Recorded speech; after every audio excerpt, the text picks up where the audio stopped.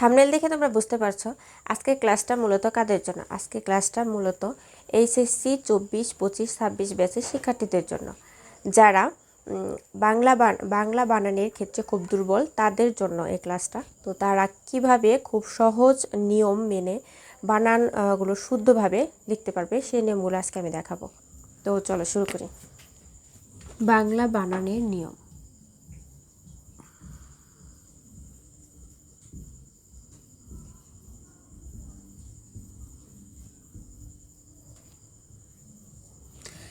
বাংলা বানানের ক্ষেত্রে প্রথমেই আমরা রস্যইকারের ব্যবহার দেখব।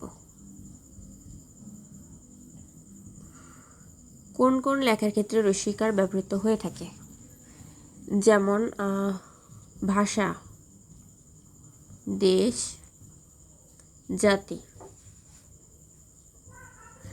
দেশ, ভাষা, জাতি লেখার ক্ষেত্রে আমরা রস্যইকার অবশ্যই ব্যবহার করব। এখন পৃথিবীতে বিভিন্ন ধরনের দেশ রয়েছে। যে সমস্ত দেশের নাম লেখার ক্ষেত্রে রস্যইকার ব্যবহৃত হয়ে থাকে সেগুলো হচ্ছে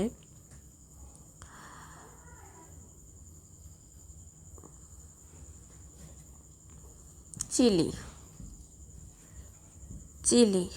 চিলি লেখার ক্ষেত্রে আমরা রস্যইকার ব্যবহার করব। তারপরে আর্জেন্টিনা,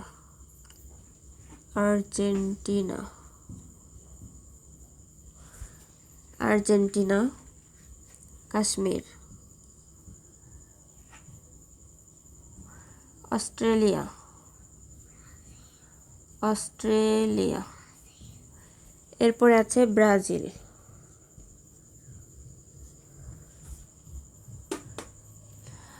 এরকম আরও অনেক দেশ রয়েছে যেগুলো লেখার ক্ষেত্রে আমরা রস্যইকার ব্যবহার করব। তবে এখানে কিছু ব্যতিক্রম নিয়ম রয়েছে, ব্যতিক্রম কিছু কথা রয়েছে। যেমন 3টা দেশ লেখার ক্ষেত্রে আমরা রস্যইকার ব্যবহার করব না।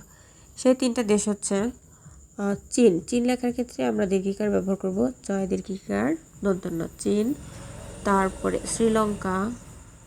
শ্রীলঙ্কা লেখার ক্ষেত্রে আমরা দীর্ঘিকার ব্যবহার করব। তারপরে মালদ্বীপ,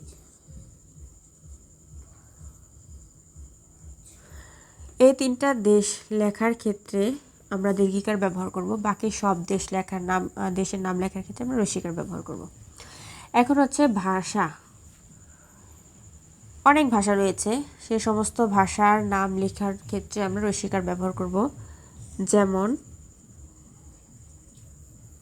আরবি,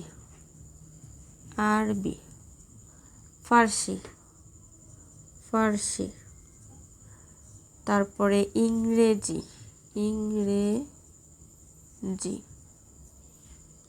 ইত্যাদি। এরকম আরও অনেক ভাষা রয়েছে, যে সমস্ত ভাষার নাম লেখার ক্ষেত্রে আমরা রস্যইকার ব্যবহার করব। এখন আসি জাতি। অনেক জাতি রয়েছে, এই সমস্ত জাতি লেখার ক্ষেত্রে আমরা রস্যইকার ব্যবহার করব। যেমন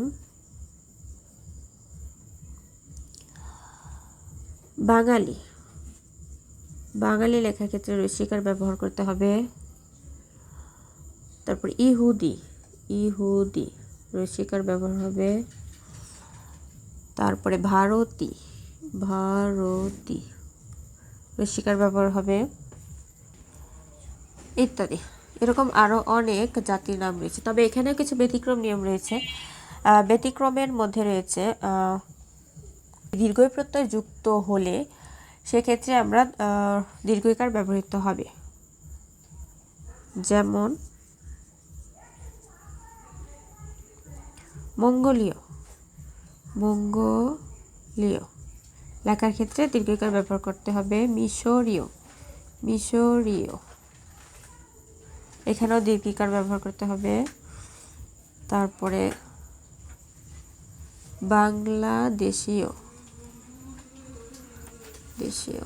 বাংলাদেশীয়, তারপরে ভারতীয়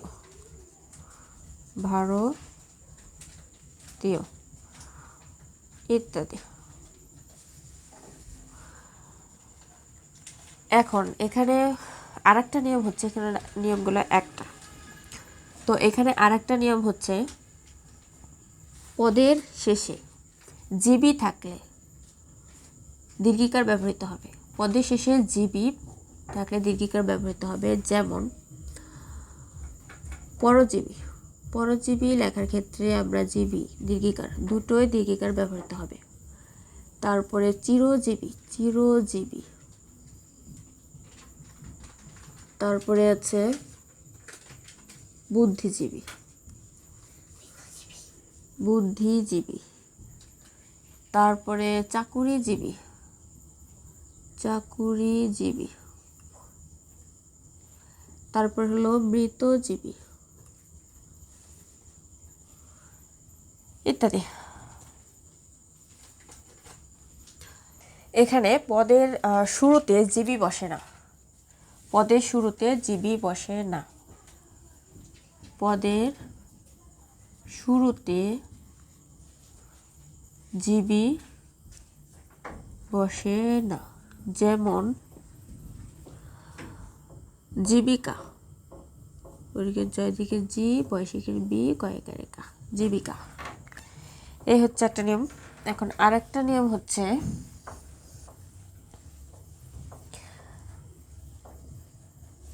ক্রিয়াপদের সাথে লিখি, ক্রিয়াপদের সাথে, ক্রিয়ার পদের সাথে না অব্যয় না থাকলে আলাদাভাবে বসে, আলাদাভাবে বসে। তবে নি থাকলে যুক্ত হয়ে বসবে, নি যুক্ত হয়ে বসে।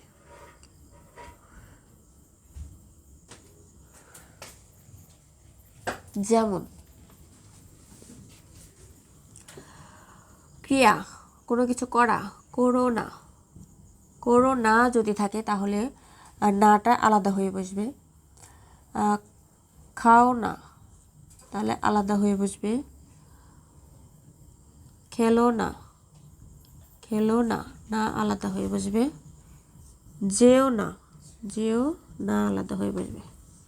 কিন্তু যদি নি থাকে, যেমন করনি, করনি, নি থাকলে নি হচ্ছে এভাবে যুক্ত হয়ে বসবে। খাও নি, খাও নি যুক্ত হয়ে বসবে। খেলো নি, খেলো নি যুক্ত হয়ে বসবে। যেও, যাওনি, যাওনি যুক্ত হয়ে বসবে। বাংলা বানানের নিয়মের মধ্যে রয়েছে কিছু সহজ কিছু নিয়ম রয়েছে, সেগুলো আমি আজকে দেব। যেমন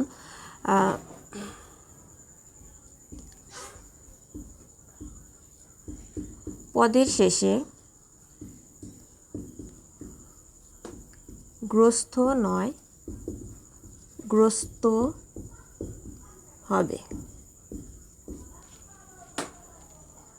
যেমন কিছু উদাহরণ দিয়ে দিচ্ছি। যেমন বিপদগ্রস্ত, এখানে বিপদগ্রস্ত হবে না, বিপদগ্রস্ত হবে, বিপদগ্রস্ত। হতাশা, হতাশাগ্রস্ত। আর যদি হতাশাগ্রস্ত লিখি তাহলে এটা হবে না, এটা ভুল হবে, হবে গ্রস্ত, হতাশাগ্রস্ত, ক্ষতিগ্রস্ত, বাধাগ্রস্ত, ক্ষতিগ্রস্ত, বাধাগ্রস্ত।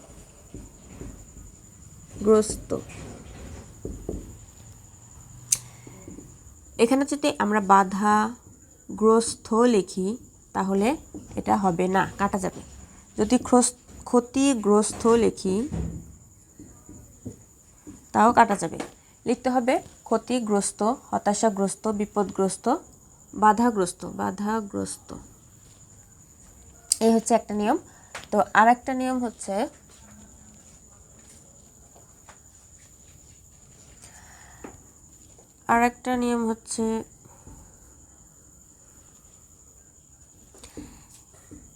এমন কিছু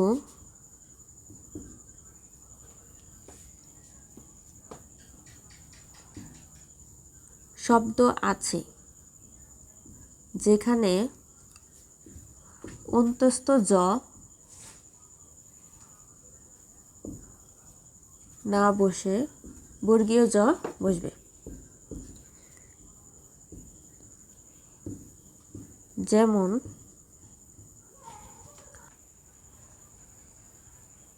জোড়া, জোর, কাজ,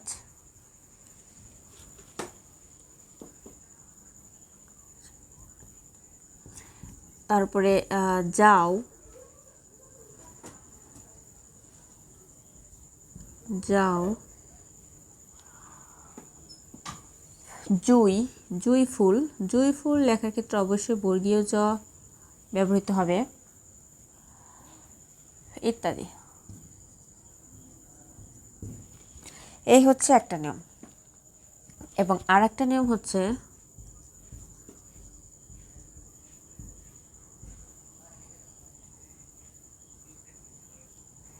রেফ এর পরে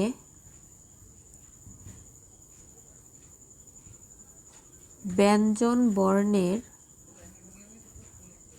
দ্বৈত দ্বৈত হবে না। এখানে দ্বৈত বলতে বোঝাচ্ছে হলো দুইবার কোনো শব্দের রেফের পরে ব্যঞ্জন বর্ণ বারবার মানে দুইবার একাধিকবার বসবে না ব্যঞ্জন বর্ণ। যেমন যেমন কিছু উদাহরণ দিয়ে দিচ্ছি।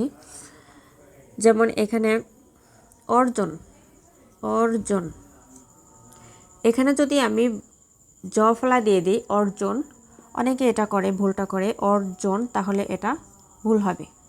তো এখানে সঠিক হবে হলো অর্জন, রেফ না, অর্জন, এটা হবে। শর্ত, শর্ত যদি আমি লিখি এইভাবে তাহলে এটা কাটা যাবে, আর এটা সঠিক হলো শর্ত, এটা হবে।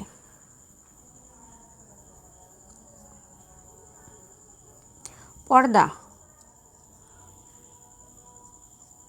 পর্দা লিখলে এটা কাটা যাবে, লিখতে হবে পর দয়রেফ আকার পর্দা। তারপরে আছে চর্বি, চর্বি, তারপরে আছে জার্মানি, জার্মানি,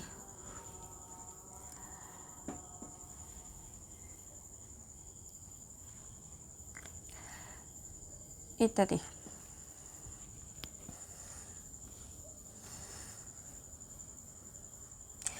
এরকম আরো কিছু নিয়ম আমি দেখিয়ে দিব।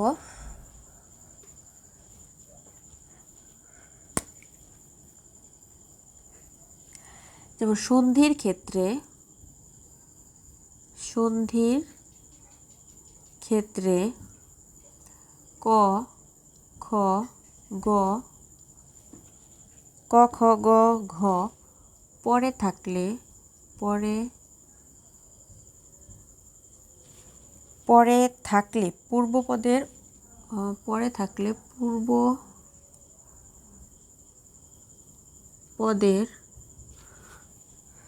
পূর্বপদের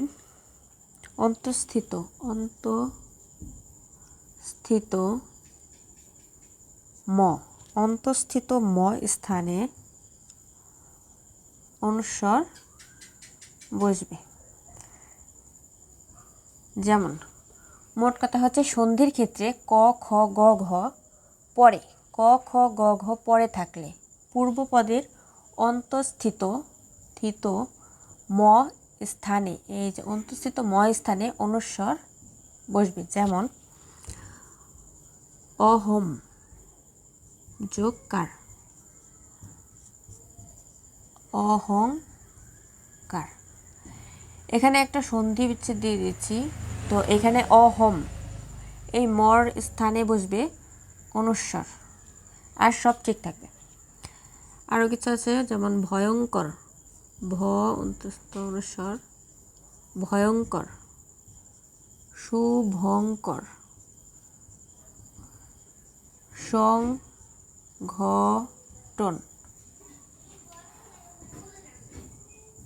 ইত্যাদি।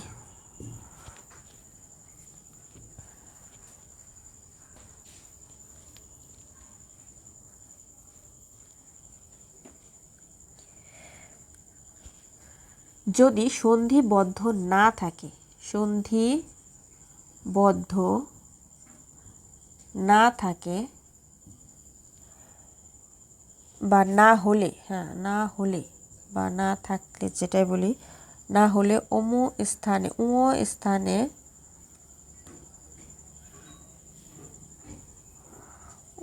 স্থানে অনুস্বার বসবে।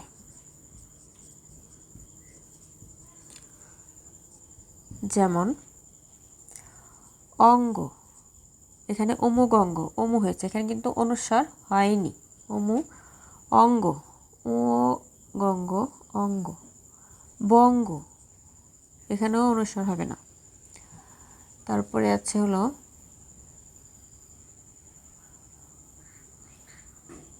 আতঙ্ক,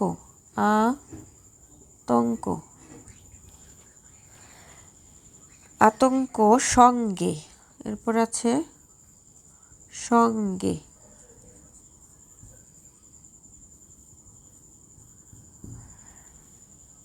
ইত্যাদি।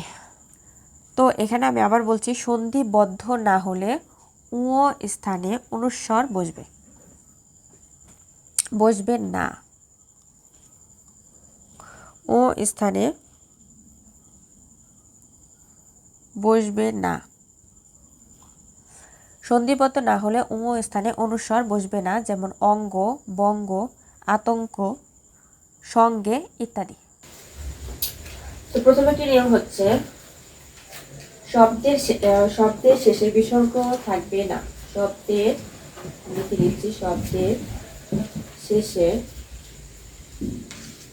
শেষে বিসর্গ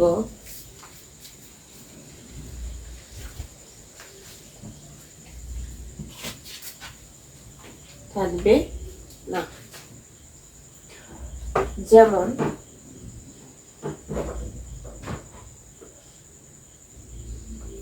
ইতস্তত,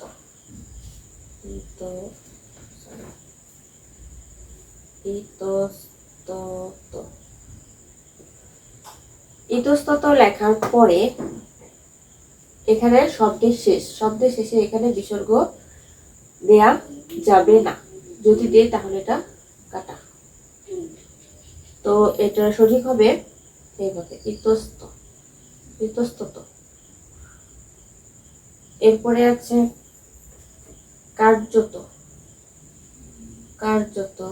প্রথমত, তারপরে প্রধানত,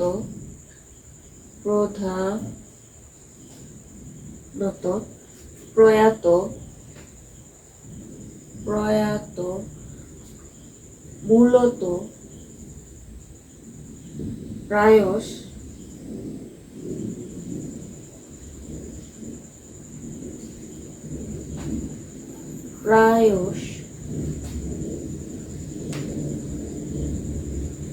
ইত্যাদি। শব্দের শেষে বিসর্গ থাকবে না। শব্দের শেষে এ সমস্ত শব্দ ছাড়া আরো কিছু শব্দ রয়েছে যার শেষে যদি আমরা বিসর্গ দেই তাহলে ভুল হবে। এরপরে আসি আরেকটা নিয়ম। তো বিদেশি শব্দের শেষে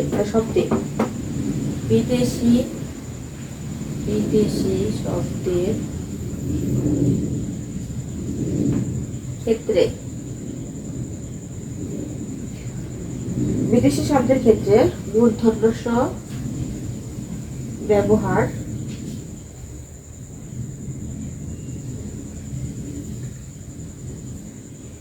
করা যাবে না। বিদেশি শব্দের ক্ষেত্রে মূর্ধন্য ষ ব্যবহার করা যাবে না। যেমন কিশমিশ, কয়রেশিকার কি তালে বস্য, ময়শিকার মি তালে বস্য, কিশমিশ। কিশমিশ, কিশমিশ লেখার ক্ষেত্রে মূর্ধন্য স ব্যবহার করলে ভুল হবে, তো মূর্ধন্য স ব্যবহার করা যাবে না। আমরা এখানে তালব্য ব্যবহার করতে হবে, তো শয়তান, শয়তান, তালব্য শয়তান, তালব্য ব্যবহার করতে হবে। এবং তারপরে আছে নাস্তা, নাস্তা, তারপরে আছে শরম, শরম, শরম, পোশাক, পোশাক ইত্যাদি। এছাড়াও এরকম আরো অনেক শব্দ রয়েছে যেগুলোর, আরো এরকম অনেক বিদেশি শব্দ রয়েছে যেগুলোতে মূর্ধন্য ষ ব্যবহার করা যাবে না। এখন আমরা দেখব কোন কোন ক্ষেত্রে দন্ত স বসে, কোন কোন ক্ষেত্রে দন্ত স বসে। এখন কোন কোন ক্ষেত্রে দন্ত স বসে, মূর্ধন্য ষ ব্যবহার দেখেছি, মূর্ধন্য স কোন জায়গায় বসবে না সেটা দেখেছি, কিন্তু মূর্ধন্য স তো বসবে না। তো দন্ত স কোন জায়গায় বসবে কোন কোন শব্দে, তো সেগুলো হচ্ছে যেমন আপোষ, আপোষ লেখার ক্ষেত্রে দন্ত স বসবে। এই আপোষ লেখার ক্ষেত্রে যদি মূর্ধন্য স ব্যবহার করি তো এটা হবে না, এটা হবে আপোষ, দন্ত স। জিনিস, জিনিস লেখার ক্ষেত্রে জিনিস, এখানে এটা হবে, কিন্তু জিনিস লেখার ক্ষেত্রে যদি আমরা মূর্ধন্য স ব্যবহার করি তাহলে এটা কাটা। আবার আছে মশলা, মশলা, এটা হবে, কিন্তু মশলা মূর্ধন্য স লিখলে হবে না, মশলা, দন্ত স ব্যবহার করতে হবে। তো সাদা, সাদা লেখার ক্ষেত্রে সাদা, দন্ত স। তারপরে শন, শাল, শন, তারপরে শাল, তারপরে বৎসর ইত্যাদি। এ সমস্ত শব্দ ছাড়াও এরকম আরো অনেক শব্দ রয়েছে যেগুলোতে লেখার ক্ষেত্রে দন্ত স ব্যবহার করতে হবে, অন্যথা ভুল হবে।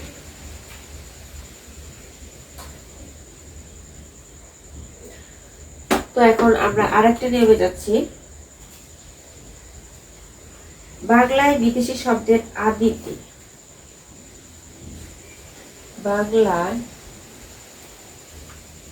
বিদেশি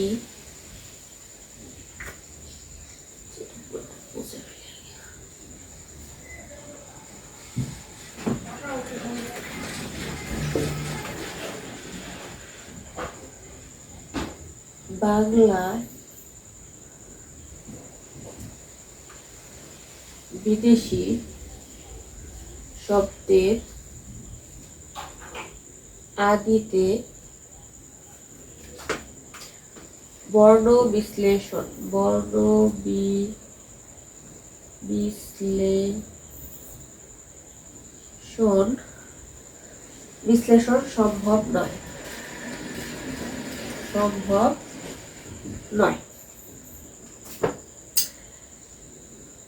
বাংলায় বিদেশি শব্দের আদিতে বর্ণ বিশ্লেষণ সম্ভব নয়।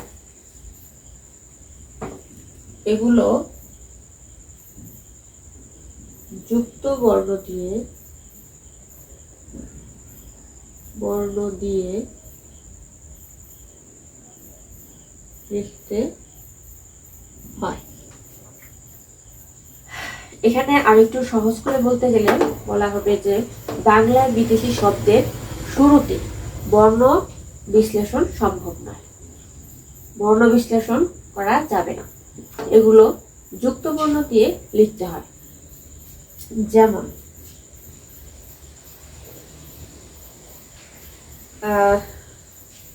স্টেশন, স্টেশন, স্ট্রিট, স্ট্রিট শব্দ। তারপরে আছে হলো স্প্রিং, স্প্রিং ইত্যাদি। এছাড়াও আরো অনেক শব্দ রয়েছে।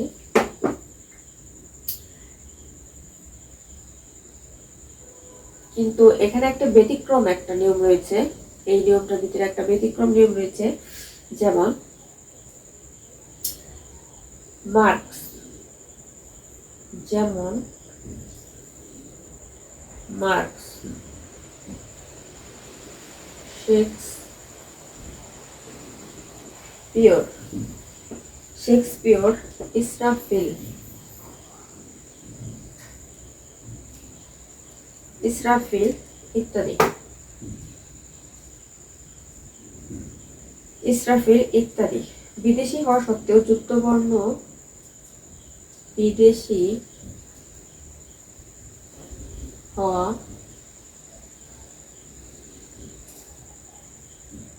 সত্ত্বেও যুক্তবর্ণ, যুক্তবর্ণ দিয়ে লেখা যায় না।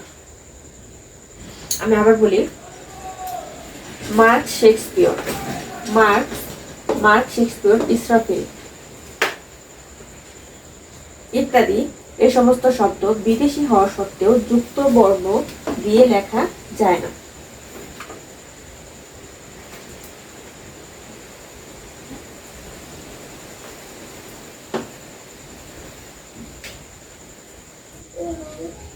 অতৎসম শব্দের বানানে মূর্ধন্য ন ব্যবহার করা যাবে, করা যাবে না। যেমন অঘ্রাণ, অঘ্রাণ ইরান, ইরান করে কান, অঘ্রাণ ইরান কান, কোরআন, কোরআন গভর্নর ইত্যাদি।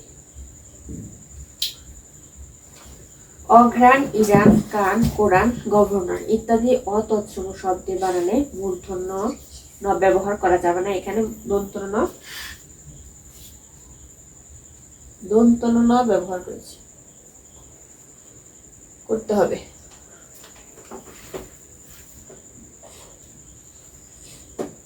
কিন্তু অতৎসম, কিন্তু অতৎসম শব্দের ক্ষেত্রে ট, ঠ, ড, ঢ এর আগে দন্তন্য বসবে।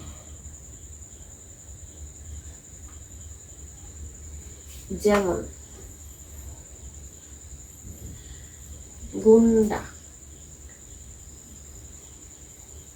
কিন্তু অতৎসম শব্দের ক্ষেত্রে যদি ট, ঠ, ড, ঢ এর আগে দন্তন্য ন বসবে, যেমন এখানে আছে কি ড, এটার সাথে দন্তন্য বসছে, গুন্ডা। তারপর আছে ঠান্ডা, নয় ড আকার, এ ন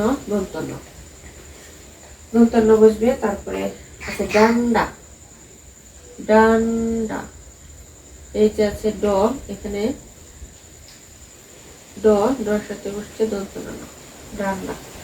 লণ্ঠন, লন নয় ফর ন, লণ্ঠন।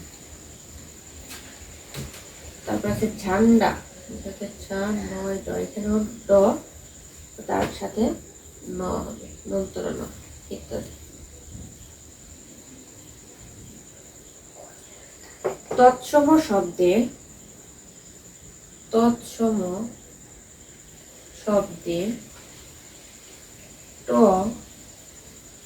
ঠ, ড, ঢ এর আগে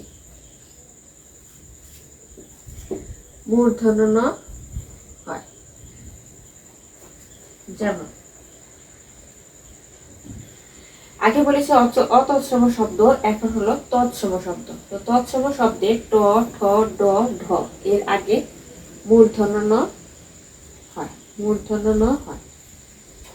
যেমন কণ্টক, কণ্টক বানানে এখানে মূর্ধন্য নয় ট ক, কণ্টক। তারপরে প্রচন্ড, প্র পরফলা চ নয় ড, প্রচন্ড।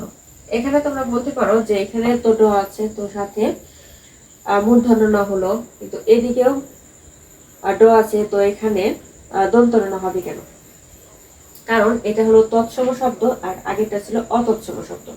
এখানে তৎসম শব্দ হওয়ার কারণে ড থাকা সত্ত্বেও এখানে দন্ত ন, এর আগে মূর্ধন্য ন হবে, সরি মূর্ধন্য ন হবে। তৎসম শব্দের কারণে এখানে ড থাকা সত্ত্বেও মূর্ধন্য ন হবে, ইত্যাদি। এরকম আরো অনেক শব্দ রয়েছে। সমাসবদ্ধ শব্দগুলো যথাসম্ভব, সমাসবদ্ধ শব্দগুলো সমাসবদ্ধ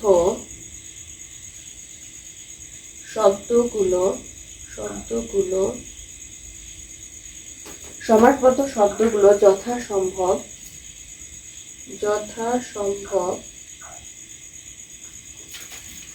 একসঙ্গে লিখতে হবে।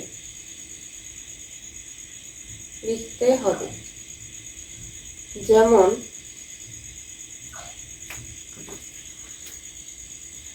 সমাসবদ্ধ শব্দগুলো যথাসম্ভব একসঙ্গে লিখতে হবে। যেমন পিতা পুত্র,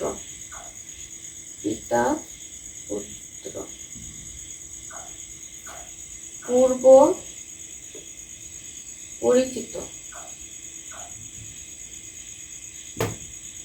পরিচিত, তারপর হচ্ছে রবিবার, নেশাগ্রস্ত,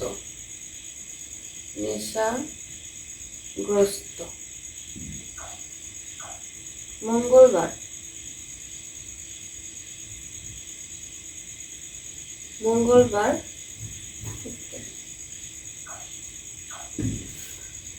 তো এই সমস্ত শব্দগুলো লেখার ক্ষেত্রে অবশ্যই একসঙ্গে লিখতে হবে, কারণ এগুলো সমাসবদ্ধ শব্দ। এছাড়াও এরকম আরো অনেক শব্দ রয়েছে। এখন 2 নাম্বার নিয়ম হচ্ছে, নিয়মের আগে একটা কিছু ব্যতিক্রম নিয়ম রয়েছে। ব্যতিক্রমটা হলো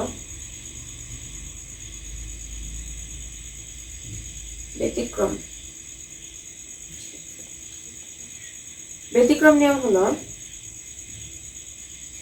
বিশেষ প্রয়োজনে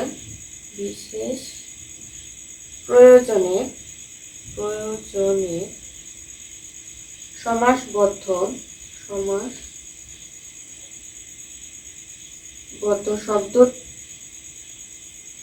শব্দটিকে এক বা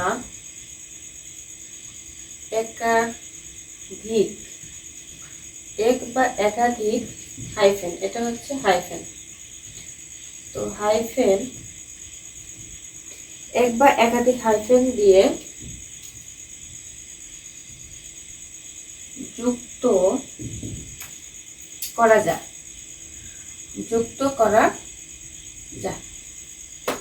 তো বিশেষ প্রয়োজনে সমাসবদ্ধ শব্দটিকে এক বা একাধিক হাইফেন দিয়ে যুক্ত করা যায়। যেমন জল স্থল আকাশ। এই শব্দগুলোকে একসঙ্গে লেখা যাবে না। এক্ষেত্রে কি করতে হবে আমাদের? এক্ষেত্রে মাঝখানে আমাদের হাইফেন ব্যবহার করতে হবে। এই শব্দগুলো লেখার ক্ষেত্রে আমাদের হাইফেন ব্যবহার করতে হবে। তারপরে আছে বাপ বেটা। একসঙ্গে লেখা হবে না, একসঙ্গে লিখলে ভুল হবে। এখানে লিখতে হবে কি, মাঝখানে হাইফেন, বাপ হাইফেন, তারপর লিখতে হবে বেটা।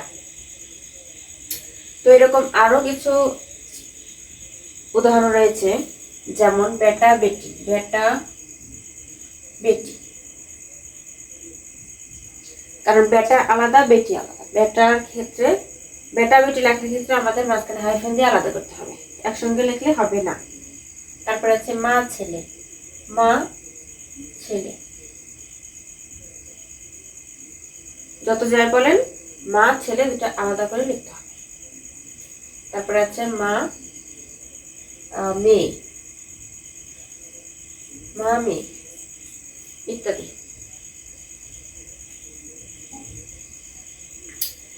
মা মেয়ে লেখার ক্ষেত্রে এখানে মা লেখার পরে মাঝখানে আমাদের হাইফেন দিতে হবে, তারপরে মেয়ে। মা ছেলে লেখার ক্ষেত্রেও মা লেখার পরে মাঝখানে হাইফেন, তারপরে ছেলে। এই হচ্ছে ব্যতিক্রম।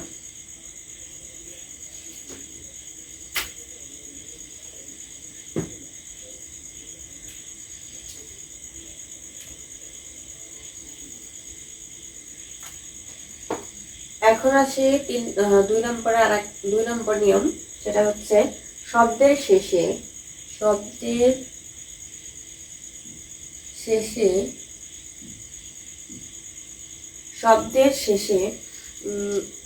আলি, বলি, তারপরে আছে অঞ্জলি,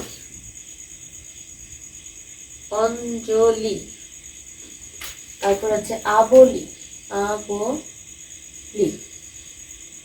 থাকলে সবসময়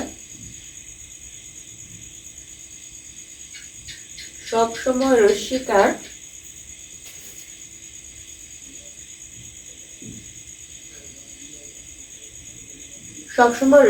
হবে। শব্দের শেষে আলি, বলি, অঞ্জলি, আবলি থাকলে অবশ্যই রস্বীকার ব্যবহার করা হবে। যেমন কয়েকটা উদাহরণ দিয়ে দিচ্ছি, তাহলে সুবিধা হবে বোঝার ক্ষেত্রে। যেমন আলি, পুবালি, পুবালি, পুবালি লেখার ক্ষেত্রে আলি এসেছে, পুবালি, তাহলে ঋষিকার। তারপর আছে রূপালি,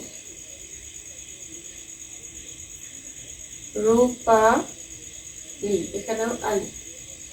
তারপরে আছে হলো আলিটা এখন বলি, কবিতা বলি,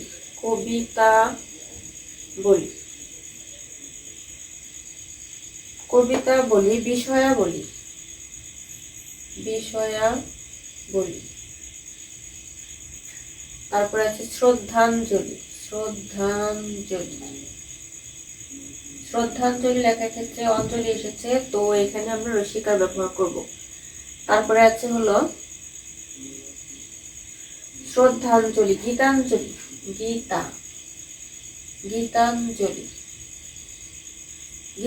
লেখার ক্ষেত্রে অঞ্জলি এসেছে, এখানে আমরা রস্বীকার ব্যবহার করব, গীতাঞ্জলি।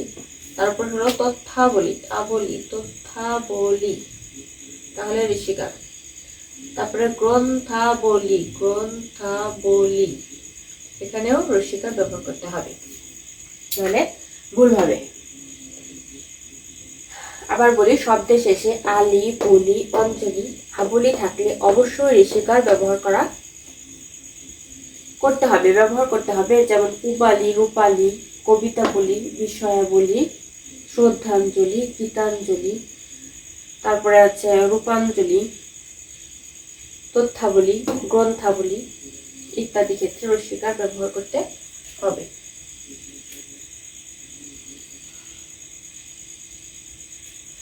এখন আসি আরেকটা নিয়মে, কর্ম বা পেশাবাচক শব্দে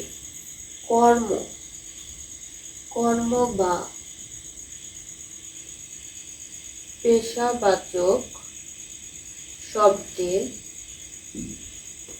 কর্ম মানে কাজ, পেশা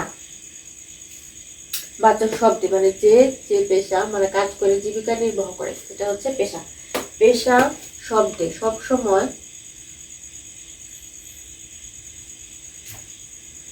সবসময় রস্বীকার হবে। যেমন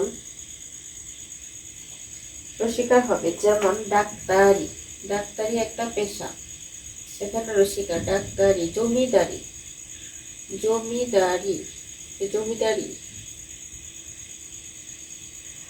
জমিদারি, তারপরে মাস্টারি, মাস্টারি, সে মাস্টারি করে, মাস্টারি, মাস্টারি ইত্যাদি।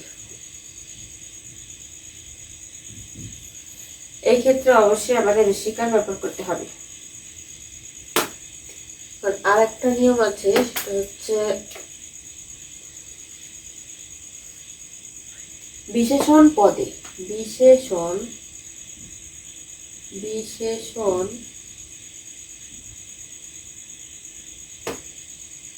বিশেষণ পদ,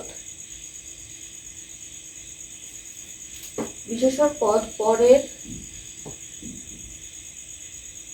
পদের সাথে যুক্ত হবে না। যেমন বিশেষণ পদ পরের পদের সাথে যুক্ত হবে না, যেমন ভালো দিন, যেমন হচ্ছে ভালো দিন। তো ভালো দিন লেখার ক্ষেত্রে যদি আমরা এভাবে লিখি ভালো দিন, ভালো দিন এভাবে যুক্ত করে দিই, তাহলে এটা কাটা। তো এটা সঠিকটা হবে হচ্ছে ভালো, ভালো লেখার পরে ভালো একটু দূরে লিখতে হবে, যুক্ত করা যাবে না, ভালো দিন। তারপরে আছে লাল গোলাপ, যদি লাল গোলাপ লিখি লাল গোলাপ, এইভাবে লিখি গোলাপ, তো এটা কাটা। লিখতে হবে লাল, একটু দূরে লিখতে হবে গোলাপ,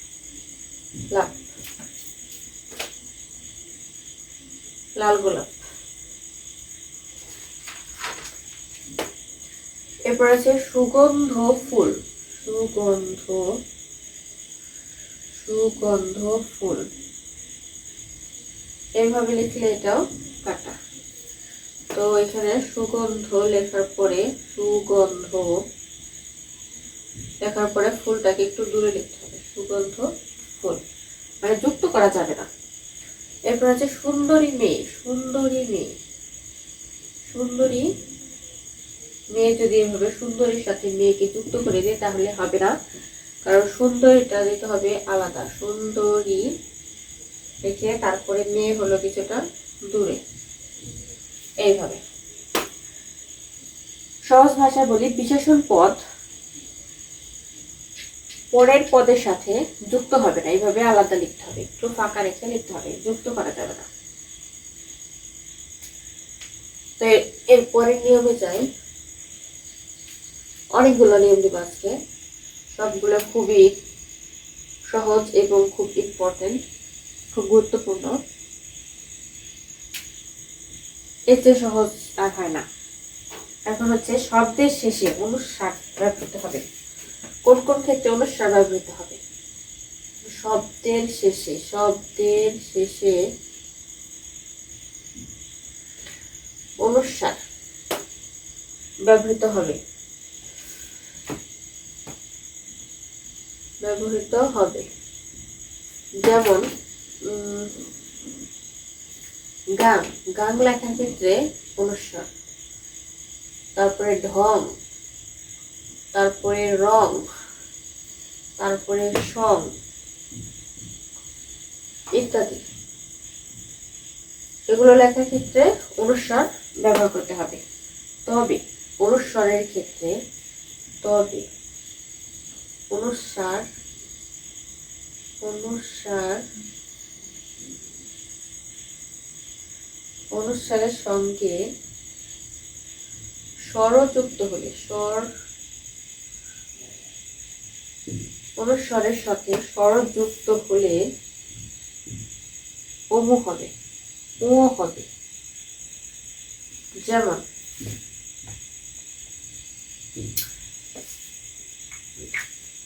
আমি আবার বলি, শব্দের শেষে অনুস্বার ব্যবহৃত হবে হলো গান, ঢং, রং, সং, এই সমস্ত শব্দের লেখার ক্ষেত্রে অনুস্বার ব্যবহৃত হবে শব্দের শেষে। তবে অনুস্বারের সঙ্গে স্বরযুক্ত, স্বরযুক্ত হলে, স্বরযুক্ত হলে ও ব্যবহার করতে হবে, মানে ও হবে। অনুস্বারের সঙ্গে স্বরযুক্ত হলে ও হবে শব্দের শেষে। যেমন বাঙালি, বাঙালি লেখার ক্ষেত্রে যদি আমি এভাবে লিখি বাঙালি, এটা হবে না, এটা কাটা যায়। তো এই ক্ষেত্রে সঠিকটা হবে হচ্ছে, সঠিক হবে হচ্ছে বাঙালি,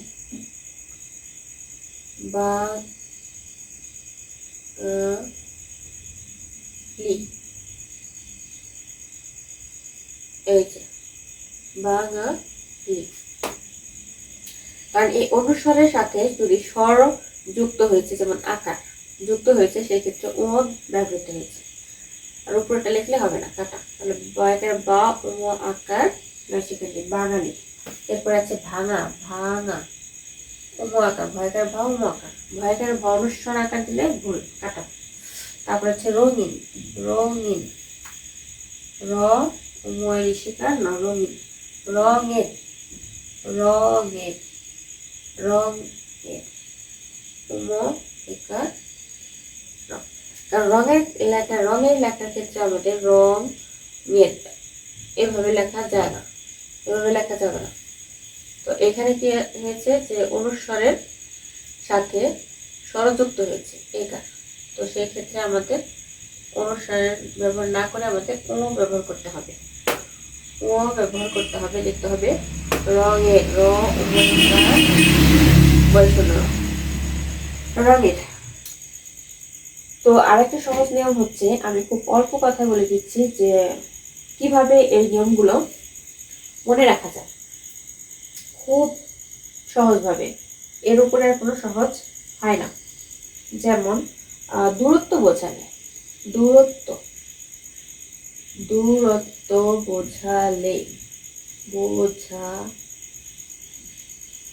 দূরত্ব বোঝালে কি হবে, দীর্ঘকার, দীর্ঘকার, দীর্ঘকার হবে। দূরত্ব বোঝালে দীর্ঘকার হবে। যেমন দূর,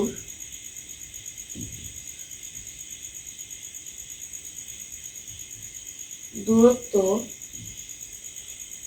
দূরীকরণ,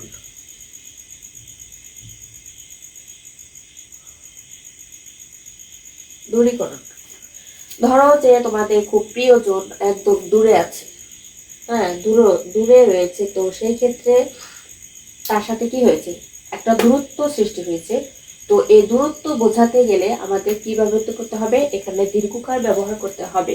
যেমন দূর, দয় দীর্ঘকার র, দূর, দূরত্ব, এই যে দূরত্ব সৃষ্টি হয়েছে, এই দূরত্বটা লিখতে আমরা দীর্ঘকার ব্যবহার করব। এবং দূরত্বটা দূরীকরণ করতে, এই দূরীকরণ লেখার ক্ষেত্রে আমরা দীর্ঘকার ব্যবহার করব, আর নয়তো ভুল হবে। তো আরেকটা নিয়ম হচ্ছে এখানে দূরত্ব, দূরত্ব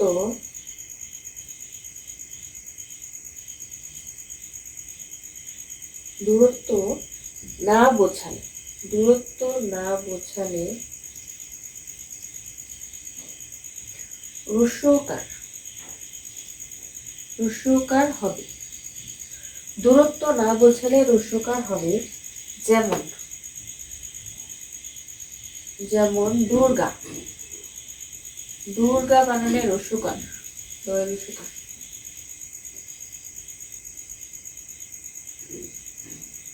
হিন্দু ধর্মে যারা রয়েছে তাদের যে পূজা পার্বণের যে মূর্তি দুর্গা, দেবী দুর্গা, তো এই দুর্গা লেখার ক্ষেত্রে রস্যকার ব্যবহার করতে হবে। এরপরে আছে দুর্নীতি, দুর্নীতি, এই ক্ষেত্রেও রস্যকার ব্যবহার করতে হবে।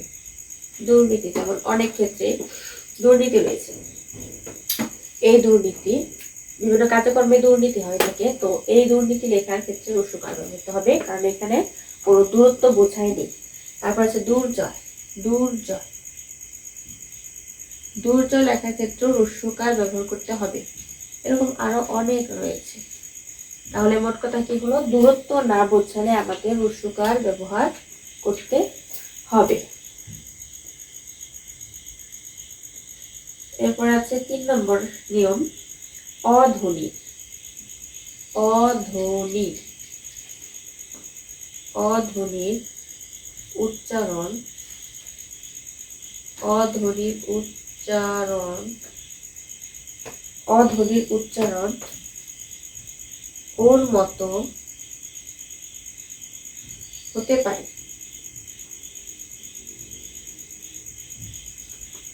অধ্বনির উচ্চারণ ওর মতো হতে পারে। একটা ছিল শব্দের শেষে অধ্বনির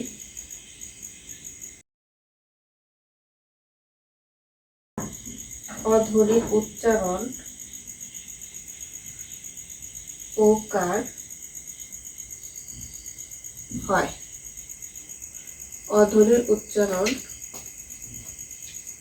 ওকার হয়। তাহলে সহজ ভাষায় বলা যেতে পারে যে অ এর উচ্চারণ ওর মতো হতে পারে। অর উচ্চারণ ওর মতো হতে পারে। শব্দের শেষে অধ্বনির উচ্চারণ ওকার হয়। ওকার হয়। এখন কিছু উদাহরণ দিয়ে দিচ্ছি। উদাহরণগুলো হলো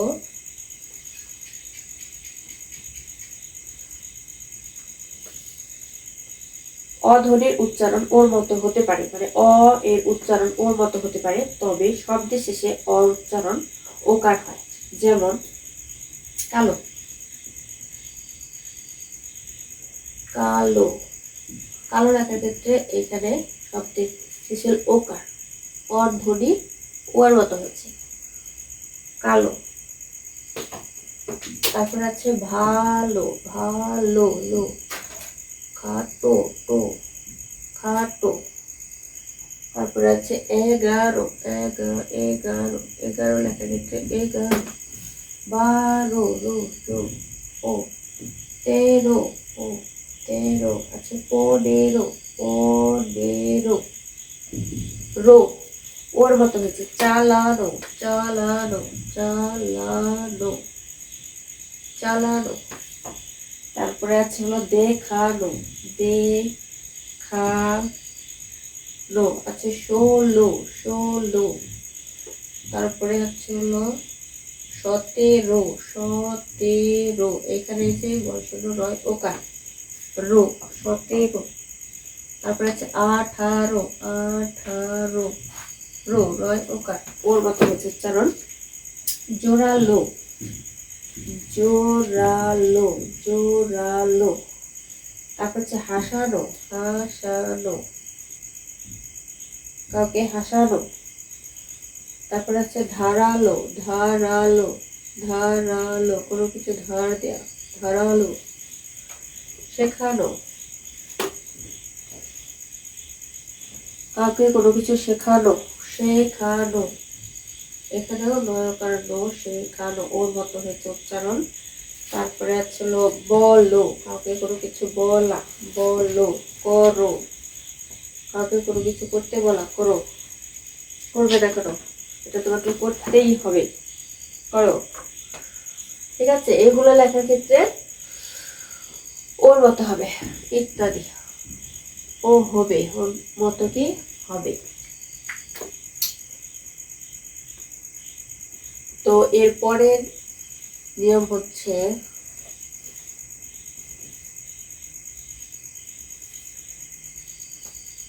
এরপরের নিয়মের আগে, নিয়ম দেওয়ার আগে বলে দিচ্ছি ভবিষ্যৎ, আর একটা কথা আছে যে ভবিষ্যৎ অনুজ্ঞা শব্দে, ভবিষ্যৎ অনুজ্ঞা,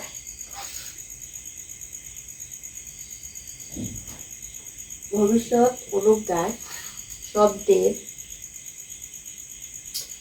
আদিতে, আদিতে মানে হচ্ছে শুরুতে, আদিতে ওকার, ও কার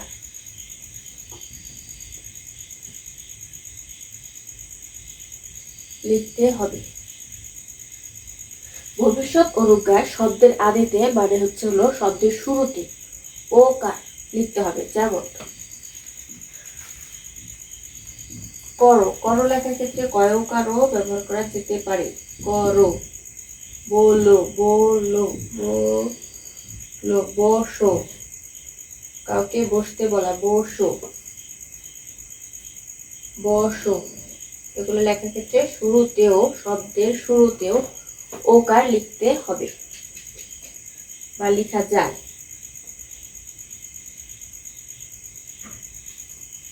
তবে লেখা যায়, লেখা যায় ইত্যাদি, এরকম আরো অনেক শব্দ রয়েছে যার আদিতেও ওকার লেখা যায়। এরপরে আছে হলো আরেকটা নিয়ম দিব, এটা হলো খুব সহজ। ভিতরে আছে হলো প্রশ্ন, প্রশ্নবাচক সব বাক্যের, প্রশ্নবাচক বাক্যের উত্তর, প্রশ্নবাচক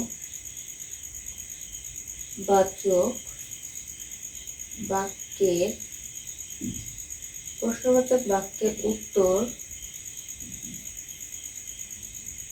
হ্যাঁ বা না হলে, হ্যাঁ বা না হলে সেক্ষেত্রে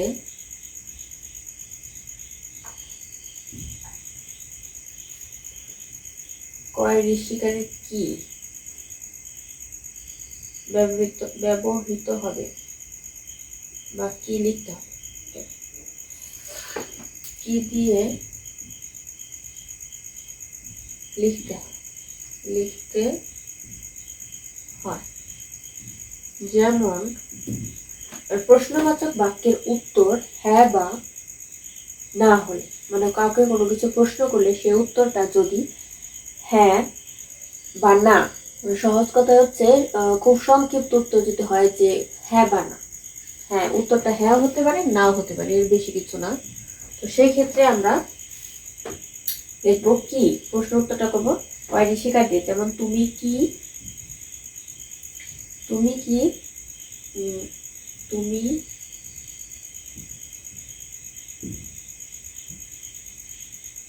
কি যাবে,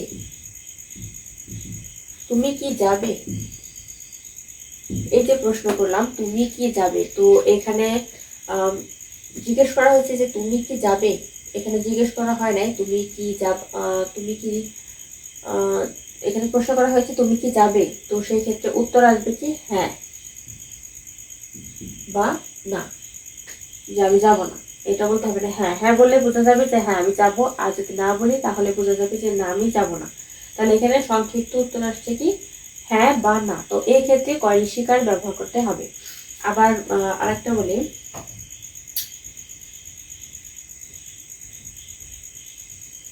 সে কি এসেছিল, সে কি,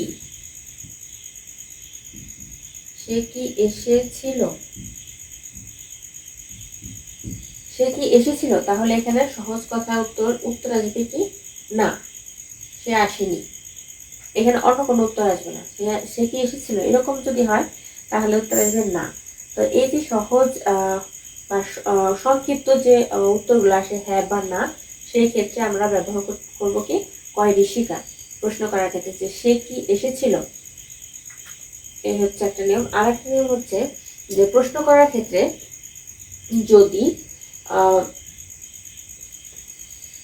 এরকম প্রশ্ন করা হয় যে সংক্ষিপ্ত নয়, একটু অন্যরকম, যে সংক্ষিপ্ত প্রশ্ন এরকম আসবে না হ্যাঁ বা না, এরকম না, যে ধরো এরকম যে যে সে এরকম প্রশ্ন করা হয় যে তোমার নাম কি, কি ব্যবহার করা যাবে না, কয় ঋষিকার ব্যবহার করা যাবে না, কয় দীর্ঘিকার ব্যবহার করতে হবে। কারণ এখানে বলা হয়েছে তোমার নাম কি, তো এখানে যদি আমি বলি হ্যাঁ, এখানে কোনো কিছু প্রকাশ পেল না, বা যদি না বলি তাহলে এখানে কোনো কিছুর উত্তর হলো না। এখানে বলতে হবে কি যে সোজাসুজি, যে সরাসরি বলতে হবে যে আমার নাম, যেমন আমার নাম হচ্ছে সামিয়া, তো এখানে হ্যাঁ আর না উত্তর আসে না, তো এই ক্ষেত্রে লিখতে হবে কয় দীর্ঘিকারে কি। আর যদি হ্যাঁ বা না উত্তর আসতো তাহলে কয় ঋষিকার দিয়ে বলা যেতে পারতো।